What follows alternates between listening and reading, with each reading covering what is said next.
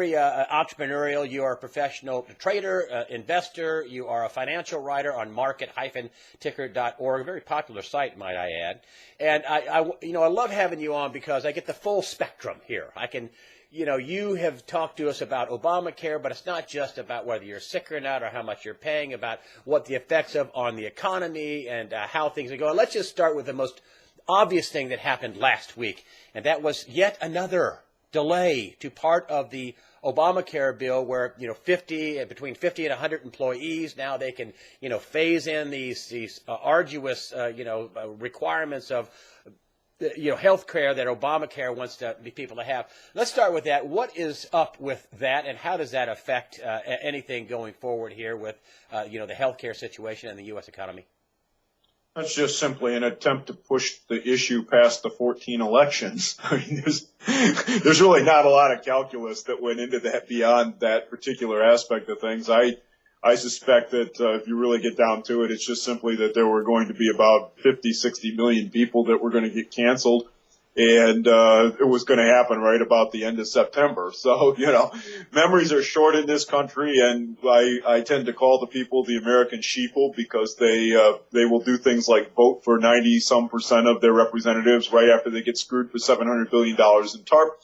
But the idea that you're going to throw all these people in hospitals out in the street, it was, I think, a little bit much for the administration to stomach. So they figure if they do this, since huge percentages of the American population works for small business in some form or fashion, this is essentially a way to unload the pressure. And remember that large businesses already had this exemption. So now we're taking the small business, essentially everybody but entrepreneurs, and exempting them for another year. And that's just simply going to put this out beyond the 14 elections and try to prevent the Democrats from losing the Senate, which is what it looks like is going to happen. Kay Hagan in North Carolina, I've been predicting for, months, if not a year, poof, be gone. That was when she had a 17-point approval rating in the polls. She's toast. She wouldn't even come and step on the same stage as Obama when he came here a few weeks ago to talk about manufacturing and jobs in North Carolina. She's too busy. Yeah, well, that's the problem that everyone has right now in the Democrat Party is that these are the people who voted for this. These are the people who made it happen. Remember that originally the law was passed with zero Republican support. And so now they have to live with this. And it's all good right up until you find out that, there's 5% of the population that's benefiting from this. And those are the 5%. And let's face it, some people did and have and will benefit. If you happen to have HIV or some other long-term chronic disease, this law is a gift of tens of thousands of dollars to you. But there is no such thing as a gift when the government's involved. It comes out of somebody else's hide, and that's the 90% of the population that doesn't have one of these terrible diseases. They're the ones that are going to get paid for it, and that's now becoming evident to everybody as it becomes more and more evident, and the restrictions are closed in to try to keep the cost under some sense of containment, losing hospitals and the networks and doctors and everything else. The people are saying, hey, we got sold a bill of goods here. This was a lie. We're pissed. And we're not going to vote for you. Listen, and I said this on my weekly news wrap-up, which was, wasn't just Obama. It was the entire Democratic Party. They knew what was in this. And they all lied as a party. I mean, this is big. And I don't mean to overblow this, and I'm not a Republican. I'm an agnostic in terms of, a political agnostic. I mean, I have no religion in terms of political, but I will give the Republicans one thing. They didn't vote for this, but the Democrats lied as a party, and either they read it and knew what was in it, or they didn't, and they didn't care, and they lied. They knew it wasn't Nancy, we got to vote for it to see what's in it. They lied as a party. They knew what was in it. And now, but what people don't realize is that even for the people that got this exemption, hey, folks, did you know that your employer portion of your benefit is going to be taxed? Another pay cut for you is coming. Well, and let's not forget, though, Greg, that the Republicans lied, too. And this is the problem that the Republicans have with this particular issue, is that the foundational problem that we have here is not one of health insurance, because if you have an existing condition and you buy so-called insurance that is going to pay off, what you're actually buying is a payment plan. You're not buying insurance at all. Remember, insurance is something you buy against an unlikely possible future event. If you're already sick, it's not insurance. So the problem here is that the Republicans and the Democrats both have kowtowed to the medical industry for 30, 40 years, and the crazy sorts of monopoly things that they have done. They have given them not only cover of legislative immunity from the Sherman and Clayton Acts, which would have landed all these people in prison several times over by now, but on top of that have then turned around and given them enforcement mechanisms through the government so that if you try to break those monopolies, you go to prison. And this is a really serious issue that people don't want to talk about. And we're not seeing this come from anyone on either side of the aisle. So, yes, the Democrats are the ones that passed this law, but the Republicans not only could have stopped it by telling the truth, but could stop it now by telling the truth. The problem with doing so is that then they have to admit to their own culpability, and they're not willing to do that. Well, and the truth is that they've allowed these guys to run wild for a long time, and their version, the Democrats' version of the bill is like what the Republicans is on steroids, but still an ugly duckling here. There's no answer to this problem that doesn't involve dismantling the monopoly protections. And if you do that, the cost of medical care will come down by 80 to 90%. All right. And people look at me when I tell them this, and they act like I've got 6 eyes and I'm Cthulhu. All right. But the truth is that you can find this just by looking around the world. And I'm not talking about third world nations either. You get on an airplane and you go to Japan, walk into a medical center there and pay cash for an MRI. You can have it done for a couple $100. Not $1,200 or $1,500. Well, but here's the thing, Greg, and this is the important point. Japan is not a third world country. Yeah. All right. People look at situations. I brought up getting on a plane going to India and having surgery done there. The doctor was trained in America. He's using American surgical instruments. He's in an operating room that is full of American equipment, right, made by the same people that are in the operating room over here in the United States. And the place looks like a palace. It's like a Hilton hotel inside. And you can do that, including the plane fare, for 1/10 of what it costs to have the same operation done here in the United States. And people say, well, that's not fair because people in India will work for pennies on the dollar. That's a third world country. Okay. So why don't you get in a plane, go to Japan, do the same thing? You can't make that argument when I get on the plane and go to Tokyo. All right. So this is the problem we have in this country, is that we have built up a structure that essentially taxes all of America to pay for the development of drugs and procedures and medical instruments and advanced technologies that are then used worldwide, and we pay for it. That's unjust. But that is a system we have designed. Both political parties are guilty of it. They are both active protagonists in this, and neither one of them will stand up and say, you know what? The law says that this is supposed to be a felony, not something we protect. It's supposed to be a felony. We've given you exemptions and special protections, and we haven't enforced the law, and in other ways we've made it possible for this to go on for 40, 50 years. It stops tomorrow. And you can either adjust to that reality, which means our prices come way down and the rest of the world's go up some, okay? Remember, we're 330 million people. There's 5 billion on this planet, all right? So what would be the reality? Their prices will go up 10%, ours will come down 80. I mean, yeah.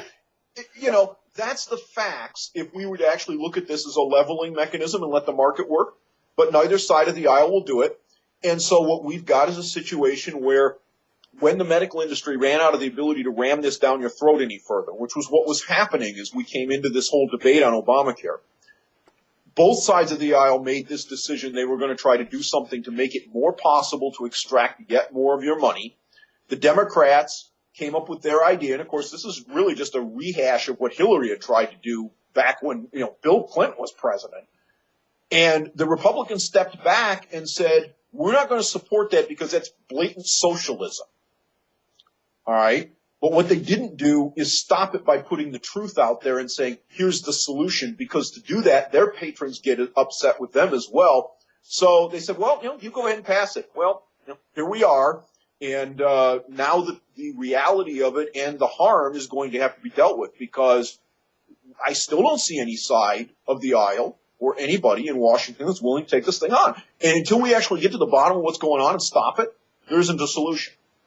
And I gotta, and so there's no solution. So all we're left with is this job killing, economy killing law. And I gotta give you some credit here. I don't know. I've been interviewed for a couple of years, and for at least a couple of years, you've been predicting that this was going to be a disaster. One of the things you told me was, you don't bankrupt the country to give people health care. And this is what you said. And boy, it apparently is pretty disastrous and bankrupting when they're, postponing large, hurry up and pass it, and then so we can delay it indefinitely so we don't take a political hit. But, you have said this is going to be an economy killer. This is going to bankrupt the country. And, we just had some retail sale numbers out at down 0.4% in January, and then they revised, December's lower. And so we don't have a recovery. Tell me the effects of Obamacare on the economy. What's your appraisal of the economy? The retail sales numbers are much worse than they first appear. This is a report that has huge seasonal adjustments in it, especially around this time of year, because there's this funny holiday called Christmas that happens in December. Okay. I mean, who would think that would happen every year, right? I mean, how long have we been celebrating the holiday, right? So there are very large seasonal adjustments, and there are very large drops in retail spending that happen every year on an unadjusted basis. That means tampering with the adjustments or just plain getting them wrong, even if it's unintentional, can have really big differences in terms of the outcomes that you report.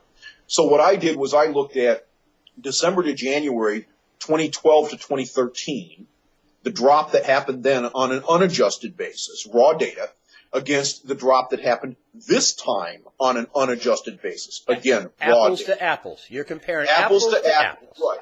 I'm looking at the unadjusted figures from December to January in both years. And the drop there was enormous. It's not a couple of percent. It's more on a percentage change basis. It's near double digits. So we have, it literally went in the toilet. Now, a very large part of that was automobiles. So one of the challenges we have right now is how much of that is sticky. All right, how much goes on into the next months, and how much of that was due to pull forward demand in December. And so there's an averaging thing. And vehicles are a tricky business to try to forecast because they're both very seasonal and they're subject to a lot of game playing. There's a lot of channel stuffing that goes on by manufacturers. The reporting is only on final sales, but builds take place first and then they go on lots. Okay, there's a lot of game playing in those numbers. And it gets really difficult, especially at economic turning points. Back in 07 and in the latter part of 06, just before everything came apart, there was a lot of channel stuffing going on by General Motors, Ford, and Chrysler. And of course, that ultimately bankrupted General Motors. So, there's a question now as to whether or not we're getting into the same sort of cycle, and that's happening. We won't know probably until April or May, which means I won't really have a read on this that's straightforward until roughly June this year. But it's not looking. But it's not looking good. It doesn't look good, Greg. You look at the same setup pattern you're saying that happened in 07 before, the financial meltdown. Yeah, the problem is I don't know how much of what I saw this last month is going to carry forward outside of automobiles, okay? And the thing is that in order to understand the severity of it, I need at least another month or two's worth of data. The problem with waiting the month or two, if you happen to be an investor or trader, is you're going to be right in the middle of the slop at the point that it becomes apparent to everybody, and it's a little late by then. All right, so when I look at that, I look at the retailers' earnings reports that have come out and the sort of top-line misses that we're seeing. I'm a little concerned here because profitability is, as a percentage of GDP, corporate profits are at an all-time high, and the oscillations over the last three cycles in that regard have grown in size. So we've had a amplifying boom-bust sort of mentality going on here between corporate profits as a percentage of GDP. We're now up at the top of the range again. We've gone past that, and we're about at the same amplitude of overshoot that we were the last time. So, and again, part of the problem with trying to interpret this data is that it's always in arrears. And in the case of GDP and these corporate profitability numbers, they're 3 months in arrears.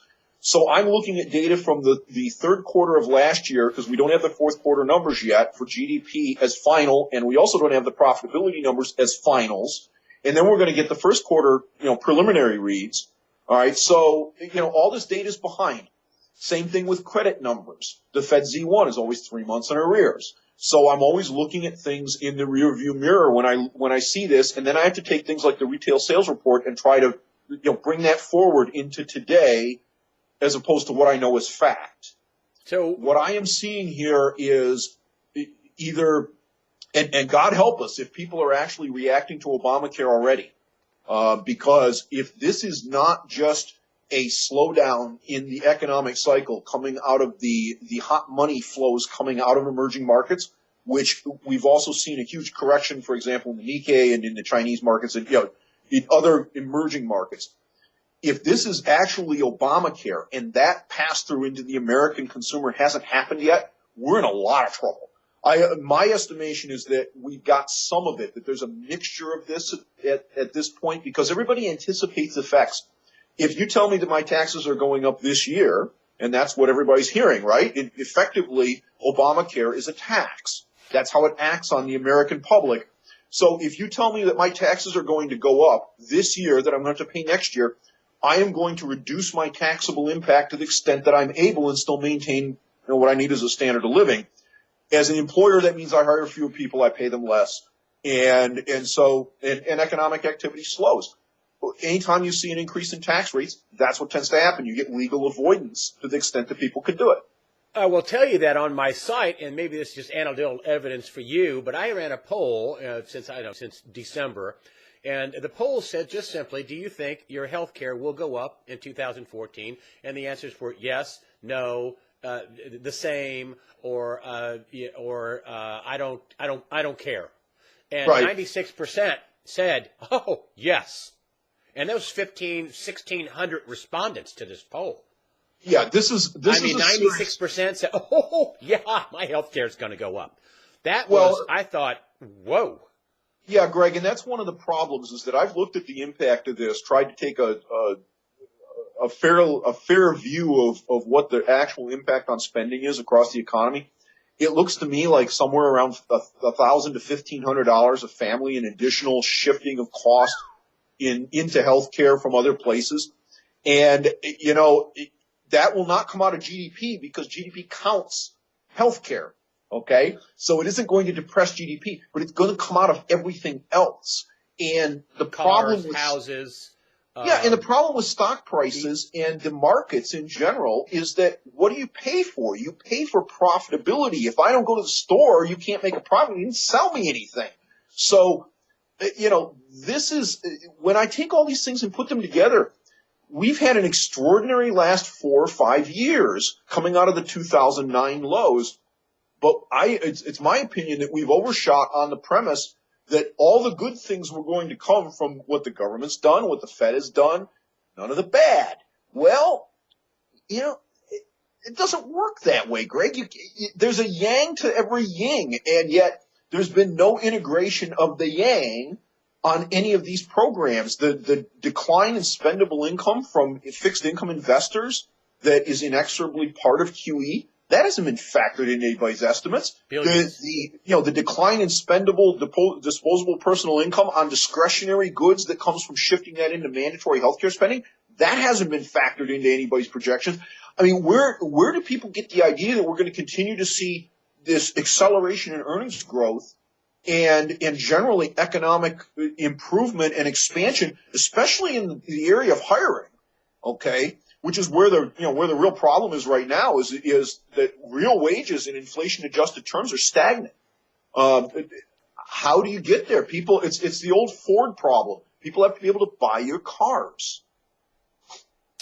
This is a pretty dark appraisal of what's coming down the pipe, and my question, I told you in the pre-interview, what do you think the economy looks like in November of 2014? Just a guess. With no, just anecdotal evidence of what's going on. What do you think it looks like in 2014, November? I will be very surprised if we put a third quarter GDP print up higher than 2%. I'll be shocked if we are materially over 2 for the first quarter, given the revisions that I've seen so far. Everyone's been looking for 3 to 3.5. Okay, I think they're crazy. I don't know where they're getting their drugs from, but somebody's been smoking too much of that legal Colorado dope, because I just don't see it in the numbers. I don't see it in the employment data. I don't see it in the retail sales numbers. I don't see it anywhere that suggests that we're going to be putting up 3% plus, 3.5 GDP numbers for first quarter. Frankly, with the revisions, I think we're slightly under 2 now with what we saw in the retail sales report. We get another bad report for February, and I think we're at 1.5. All right. And so then what do you do from there? Because if all of this so-called expansion has been from hot money, you could print negative by September very easily. We could have negative GDP. Well, if you take a look at the Fed's own inflation numbers at 2% and hold it up against a 1.5%, isn't that a negative 0.5%? I mean, isn't? Well, yeah, but that's the Fed's numbers, Greg. Look, you can't use I'm just using the official numbers, I mean. Yeah, the problem is it doesn't work like that in the real world, okay? What I always look at, and what I've always graphed, and I put up every time I get the Z1, is economic expansion versus credit expansion, because credit is dilution of the currency. That's what it boils down to. It spends just like money. So if you want to know if you're getting ahead or behind, you want to look at income and economic expansion, those two things, versus credit expansion. And that tells you whether or not people are actually making more, they're being more productive and keeping more of their money, or whether we're just simply putting it on the credit card and saying, charge it, let me have it now, I'll pay for it never. The problem with the latter is that eventually you hit the wall on acceptance. People either can't take out more loans, or nobody believes that they're going to pay, and they won't give them more loans. And it doesn't matter which it is. You need both willing and able borrowers in order to continue that cycle. That's how we got in trouble in 2007, is we had a couple little hedge funds that blew up. Remember the Bear Stearns thing back in 2007? 2 little teeny tiny hedge funds went boom, and people sat up and said, I don't think these guys are going to pay their mortgages. And the entire world came apart on that expectation. Now we've blown an even bigger credit bubble, but it's not centered in houses now, although it's starting to show up there again. It's in student loans, it's in car loans, it's in credit card debt. It's everywhere across the economy, and most dangerously, compared to what we had before, it's also in corporate finance and the engineering of balance sheets to pay dividends and buy back stock. Buying back stock with borrowed money sounds great as long as the price keeps going up. But what happens when you pay $400 a share for your stock as a corporation, and then 6 months later it trades for $200?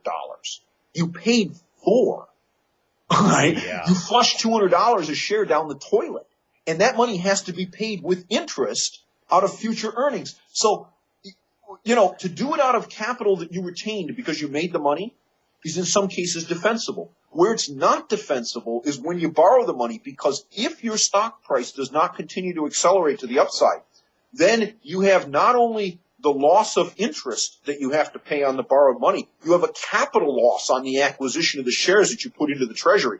Nobody accounts for that possibility. So essentially you're making a bet on the come that that's not going to happen. Well, that's a nice sentiment. What goes up never comes down. And what you're painting the picture is that we have a similar setup to 2007, only worse. Is that right? It's broader, but less sharp. Okay, that's the way I would look at it. The 2007 collapse happened because of derivative exposure that was uncapitalized. And when that became, look at what happened to AIG. AIG wrote nearly $1 trillion worth of derivatives with something like, what was it, 50 billion in capital or some stupid amount of, essentially zero for all intents and purposes, right? Yeah. 200 to 1 leverage. Fannie and Freddie were geared 80 to 1. And as soon as that got exposed, even though it was a huge part of the economy, in dollar terms, it wasn't that large an amount of money. All right. And now? But because of the amount of leverage that was implicit there and the fact that people can claim on those notional when, look, if I bought an insurance policy from you and says you're going to pay me $10,000 if this thing defaults, if it defaults, you owe me 10 grand now. All right. Here's your defaulted bond. Give me my money. And then you get to go try to recover whatever you can off the defaulted instrument, which could be anything from 0 to some percentage of the face.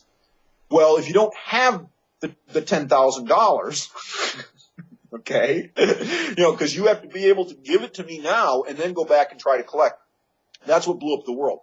What's happening now is much more diffuse. It's much wider because it's across both personal balance sheets and, more importantly, corporate balance sheets, but it's not as sharp. So I don't expect the same kind of disaster that we had with compounding, cascading failures. The danger is that I'm not at all sure that that's not true outside the United States. In other words, I don't see that kind of point source risk in the U.S. Where I think is very possibly present, though, is in Japan and China, as well as a number of other emerging markets. And either one of those countries could take us down, could take the whole world. Well, if it happens overseas, it will come here because the interlocking connections between institutions have not been decoupled at all, and the too big to fail paradigm is still present, and we still have a crazy amount of exposure over there. So I don't think that the risk is diffuse, but more severe in the United States. The point source kind of risks are overseas at this point. And by the way, they're in Europe as well. So, there's a possibility that the triggering event comes from over in Europe, although frankly, I think it comes out of Asia. Well, let's talk about Janet Yellen for a bit. Her first, meeting, and this is one of my questions. I wish somebody in Congress, which to your point shows that both sides sell us out. And simple question, and that is, Ms. Yellen, we're $65 billion in funny money, which everybody's happy about. We're only spending $780 billion to prop up the economy a year, but half of that is $30 billion to mortgage-backed securities, which go to the big banks, basically. And my question is, okay, Ms. Yellen, which banks are getting $30 billion a month? And nobody will ask that. That's $360 billion. They go to the mat, both sides, on $85 billion sequester for the year, and you don't want to know where $360 billion is going. My question to you then is, she's talking about you're going to keep the taper intact, and we have 0% interest rates, and tapering's not, contraction of liquidity, and is she going to get stuck in a situation where she's going to have to do an about face on this taper and start pouring more gasoline on the fire? No, she can't. She has to taper. The taper wasn't a choice the Federal Reserve made. Taper is coming about because the inexorable reality of quantitative easing and low interest rates is that the world is a balance sheet, and the dollar you don't pay in interest is the dollar I don't get in interest income. Now, eventually, because of the way duration matching works, as those portfolios roll off and get replaced, that impact comes on slowly, but it comes on inexorably.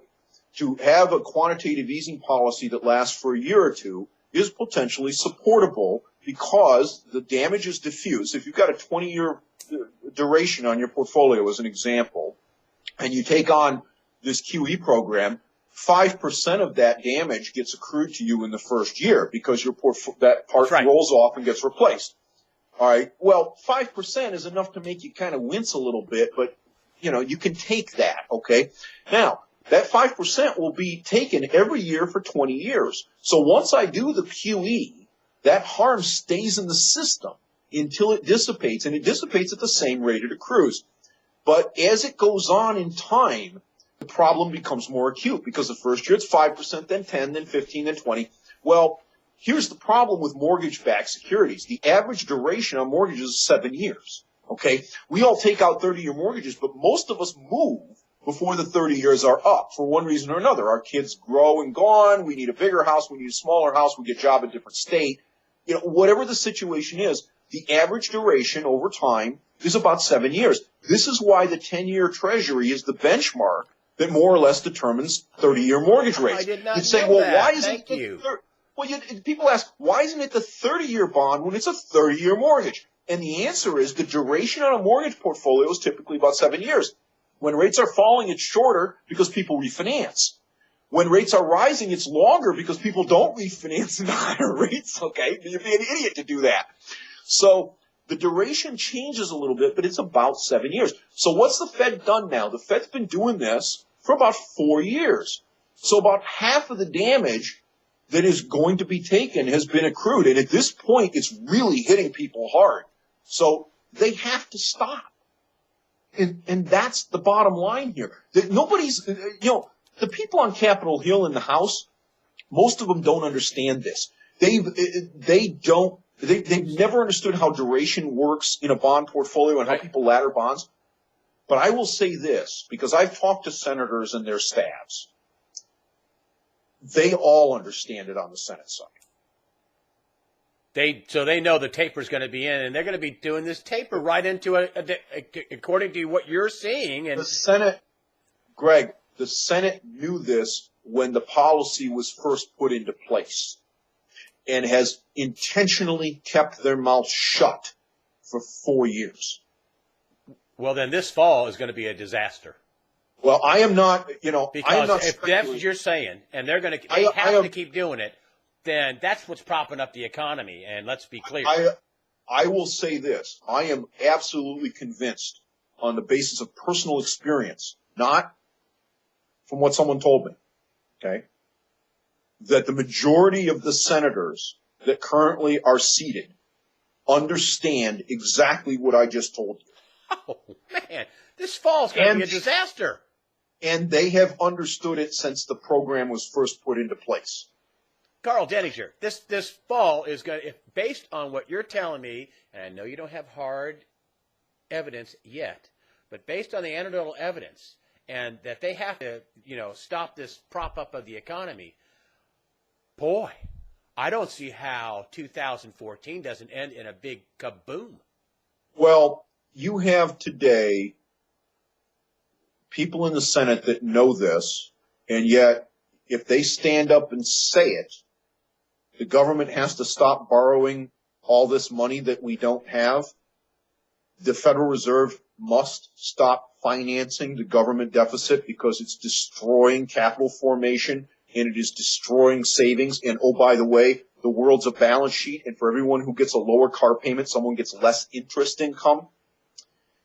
If anyone in the Senate actually stands up and says that in a Humphrey Hawkins hearing, okay, and nails Yellen with it, the market goes down 700 points in 5 minutes. So the reason it hasn't been done is because the guy who does it is going to get skewered, or the gal, all right?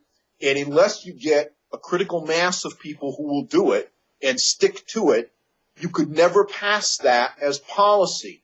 They know this, but they can't pass it as policy. The people in the House, hey, hello, Maxine Waters doesn't understand this. I'm not convinced Ryan understands this, but he ought to. He doesn't have the excuse of not understanding it, neither does Boehner. But I guarantee you somebody like Maxine Waters doesn't. And there are dozens, if not hundreds, in the House that have that handicap.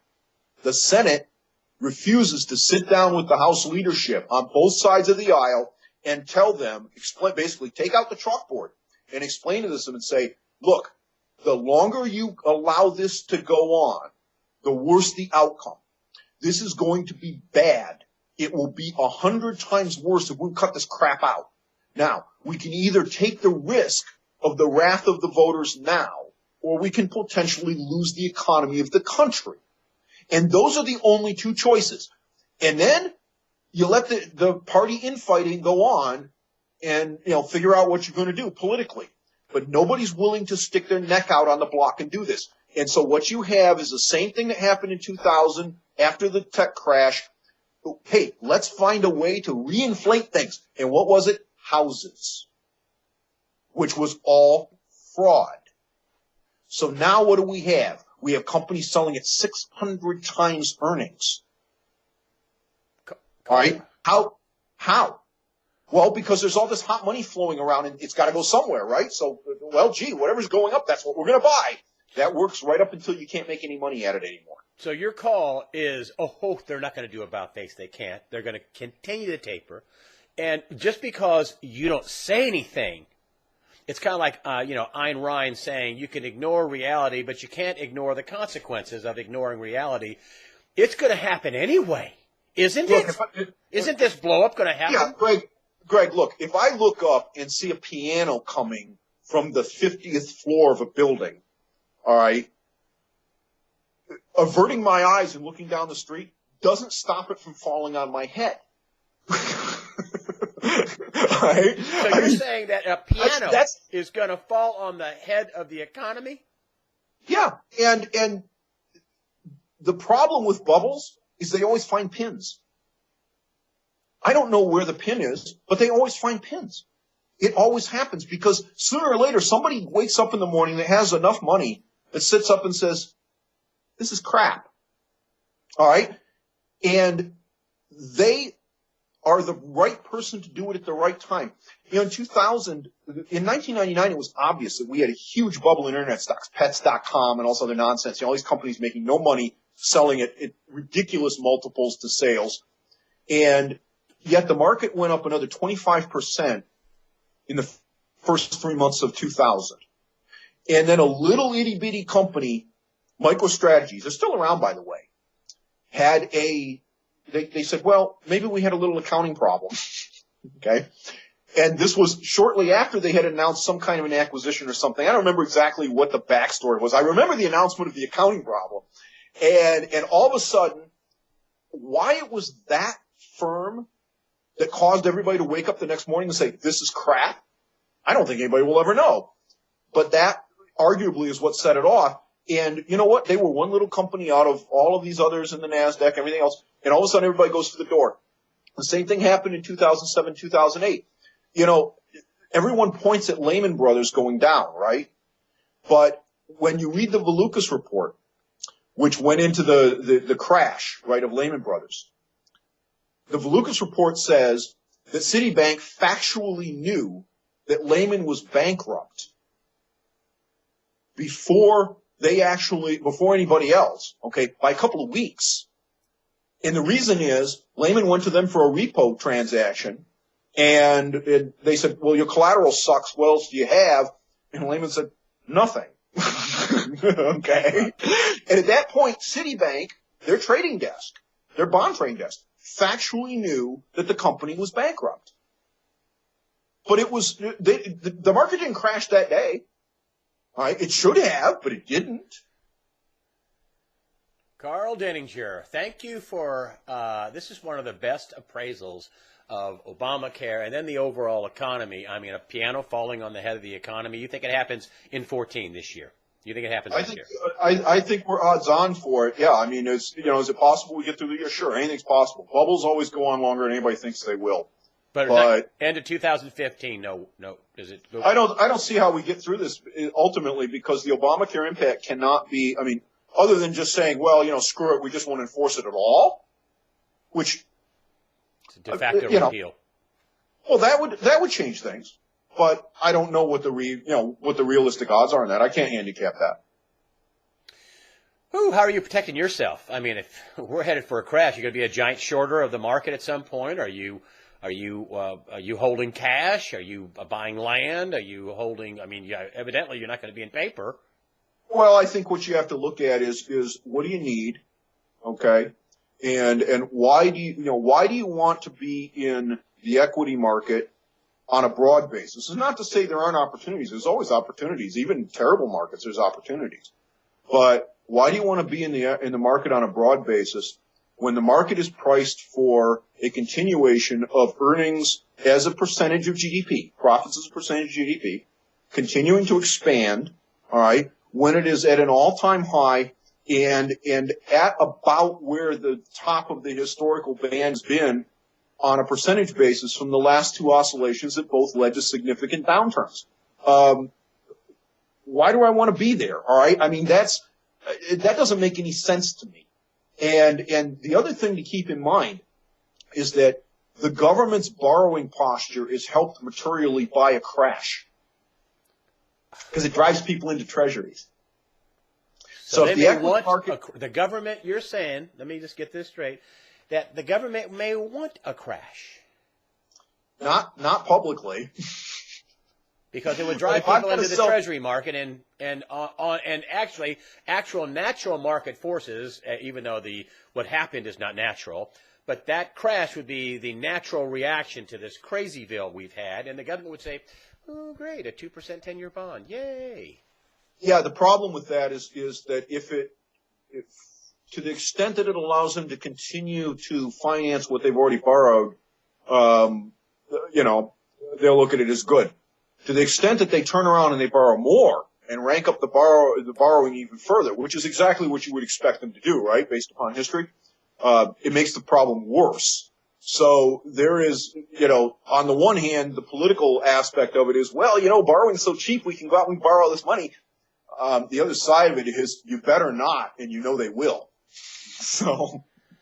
Carl Denninger, market-ticker.org, very popular website, and I know why. People love your brain. We love having you on for these interviews. Thank you so much, Carl.